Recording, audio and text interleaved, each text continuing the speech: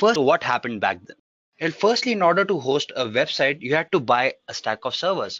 And we all know that servers are very costly. So that meant we ended up paying a lot of money.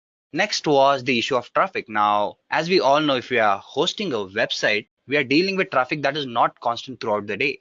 And that meant more pain. We would understand that as we move further. And the other thing was monitoring and maintaining your servers. Yes, this is a very big problem. Now, all these issues, they led to certain disadvantages. What are those? As I mentioned, servers are very costly. Yes, the setup was again costly, and thus you ended up paying a lot of money. And there were other factors contributing to this point.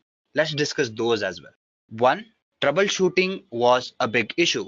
Since you're dealing with a business, your prime focus is on taking good decisions so that your business does well. But if you end up troubleshooting problems or you focus more on infrastructure related issues, then you cannot focus more on your business. And that was a problem. So either you had to do multitasking or you had to hire more people to focus on those issues. Thus, again, you ended up paying more money. As I've discussed, the traffic on a website is never constant. And since it varies, you are not certain about its patterns. Say, for example, I need to host a website. And for that, what I decide is I'm reserving 2 petabytes of total memory for my usage based on the traffic. But as the traffic varies, there would be times when the traffic is high and my whole 2 petabytes of data is consumed or space is consumed rather. But what if the traffic is very low for certain hours of the day? I'm actually not utilizing these servers. So I end up paying more money for the servers than I should be. So yes, upscaling was an issue. So all these things were an issue because we were paying more money, we did not have sufficient time to take our decisions properly. There was ambiguity, there was more trouble monitoring and maintaining all these resources. And apart from that, one important point which we need to consider is the amount of data that is being generated now and that was being generated then. Then it was okay. But nowadays, if you take a look at it, the amount of data that is generated is huge. And this is another reason why cloud became so important. Yeah, as I've mentioned the data. Now, we all know that everything is going online these days. And what that means is we shop online, we buy food online, we do almost everything that is required, as in whatever information we need, we get everything online. Your bookings, your reservations, everything can be taken care of. That means we have a lot of data that is being generated these days, and this is digital data. Back in those times, we were communicating through verbal discussions and all those things, so through paperwork, and that was a different data to maintain. Since everything is moving on cloud or moving online, the amount of data that we have is huge these days. And then when you have this huge amount of data, you need a space where you can actually go ahead and maintain this data. So yes, again, there was a need of this space. And all these issues, that is your cost, your monitoring, your maintenance, providing sufficient space, everything was taken care by cloud. So let us try to understand what this cloud is exactly.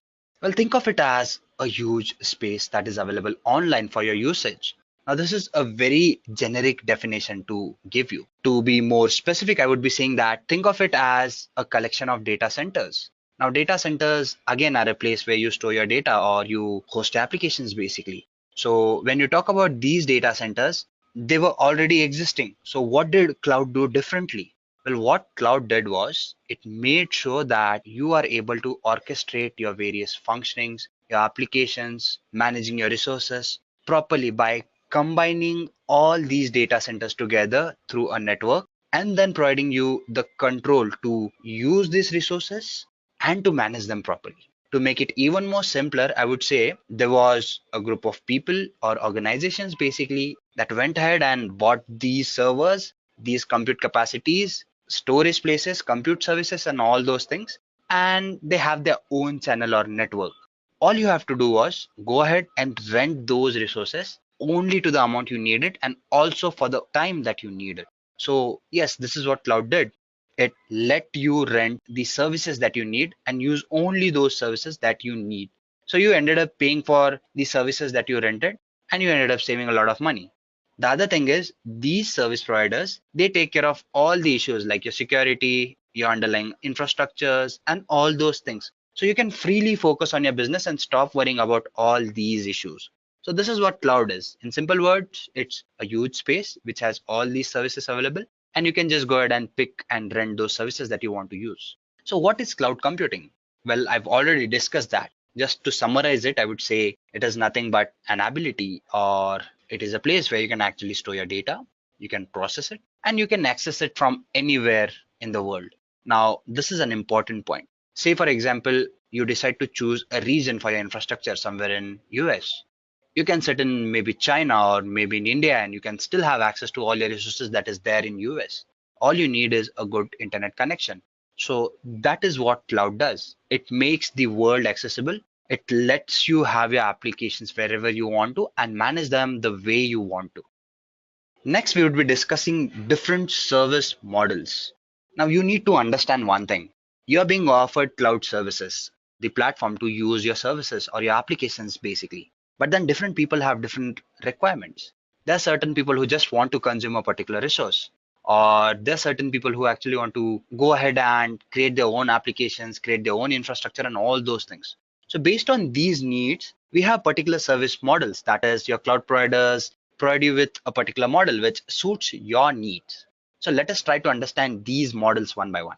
Well, we have these three models, that is your IaaS, your PaaS, and your SaaS.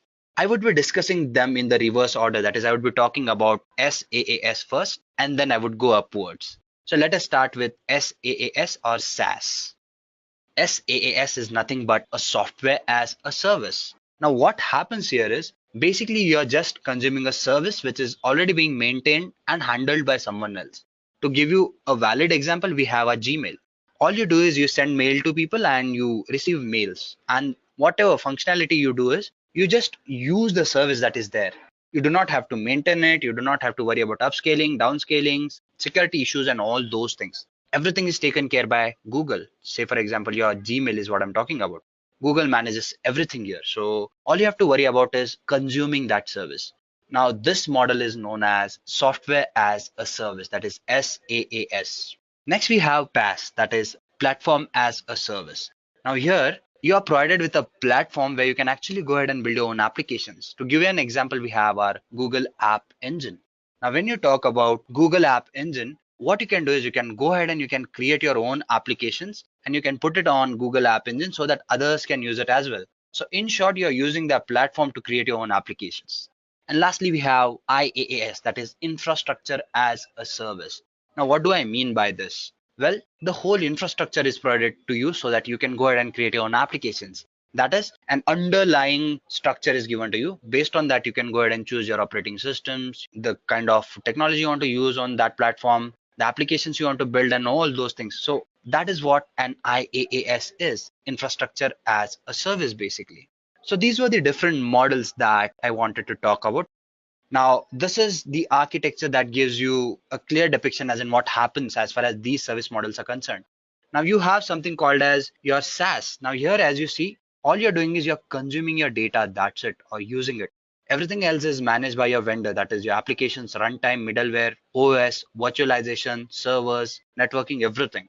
As far as your PaaS is concerned, your data and applications are taken care by you. That is, you can go ahead, you can build your own applications, you can use the existing platform that is provided to you. And finally, you have your IaaS. Now, what happens here is only the basic part, that is your networking, storage, servers, and virtualization is managed by your vendor, deciding what middleware, OS, runtime, applications, and data that resides on your end. You have to manage all these things. That is, you're just given a box of car, for example, or maybe parts of car. You go ahead and you fix it and you use it for your own sake. That is what IaaS is. To give you another example, think of it as eating a pizza. Now, there are various ways of doing that. One, you order it online. You sit at home, you order the pizza, it comes to your place, you consume it. That is more of your SaaS, that is software as a service. You just consume the service. Next is your platform as a service. Now, when I say platform as a service, you can think of it as going to a hotel and eating a pizza. Say, for example, I go there, they have the infrastructure, as in I have tables, chairs, I have to go sit, just order the pizza, it is given to me, I consume it, and I come back home. And IaaS, now this is where you go ahead and bake your own pizza. You have the infrastructure, you buy it from somewhere or whatever it is, you use your pizza, you put it in an oven, you put spices, all those things, and you eat it. Now, this is the difference between these three services. So let us move further and discuss the next topic, that is the different deployment models that are there. Now, when you talk about deployment models, you can also call them as different types of clouds that are there in the market. We have these three types, that is your public cloud, your private cloud, and your hybrid cloud. Let us try to understand these one by one. Now, as the name suggests, the public cloud, it's available to everyone. You have a service provider who makes these services or these resources available to people worldwide through the internet. It is an easy and very inexpensive way of dealing with the situation, because all you have to do is you have to go ahead and rent this cloud and you're good to use, and it is available publicly. Next, we have the private cloud. Now, this is a little different. Here, you are provided with this service and you can actually go ahead and create your own applications. And since it's a private cloud, you're protected by a firewall and you do not have to worry about various other issues that are there at hand. And next we have our hybrid cloud. Now it is a combination of your private cloud and your public cloud. Say for example, you can go ahead and build your applications privately. You can use them, you can consume them, you can use them efficiently. When you sense that peak in your traffic, you can actually move it to public. That is, you can move it to the public cloud and even others can have access to it and they can use it. So these are the three basic deployment models that are there for your exposure or your usage rather, and you can go ahead and use those as well. I hope this was clear to all of you. So let us move further and try to understand the next topic, that is different cloud providers that are there in the market. Now, as I've mentioned, what happened was since cloud came into existence, quite a few people went ahead and they bought their own infrastructure and now they rent these services to other people. And when you talk about this infrastructure, there are quite a few people out there who are actually providing these cloud services to different people across the globe. Now, when you talk about these cloud providers, the first thing that should come to your mind is Amazon Web Services, because it is highly popular and it leaves other cloud providers way behind. The reason I'm saying this is the numbers that talk about Amazon Web Services. To give you an example, if you talk about its compute capacity, it is 6 times larger than all the other service providers that are there in the market. Say, for example, if you talk about the other service providers in the market, if their compute capacity combined was X, Amazon Web Services alone gives you a capacity of 6x, which is huge. Apart from that, it's flexible pricing and various other reasons, that is the services it provides and all those things. It is rightly a global leader. And the fact that it had a head start, that is, it started way before many other services that are there in the market, it actually gained popularity. And now we see quite a few organizations going ahead and using Amazon Web Services. Apart from that, we have Microsoft Azure, which is a Microsoft product. And we all know that when Microsoft decides to do something, they expect that they kill all the competition that is there in the market. It is still not in terms with Amazon Web Services or few other service providers that are there in the market, but not very neck to neck. But it is probably the second best when you talk about Amazon Web Services or the cloud service providers in the market. So, yep, it has a lot of catching up to do when you compare it with Amazon Web Services, but it is still a very good cloud service provider that is there in the market. Then we have something called as Google Cloud Platform. Again, a very good cloud provider in the market. Now, why am I saying this? We all know the infrastructure that Google has to offer to you. It is one of the best search engine that is there in the market, and the amount of data they deal with every day is huge. So they are the pioneers when you talk about big data and all those things, and they know how to actually handle this amount of data and how to have an infrastructure that is very good. That is why they have a very good facility, and that leads to it being one of the cheapest service providers in the market. Yes, there are certain features that GCP offers which are better even than Amazon Web Services when you talk about its pricing.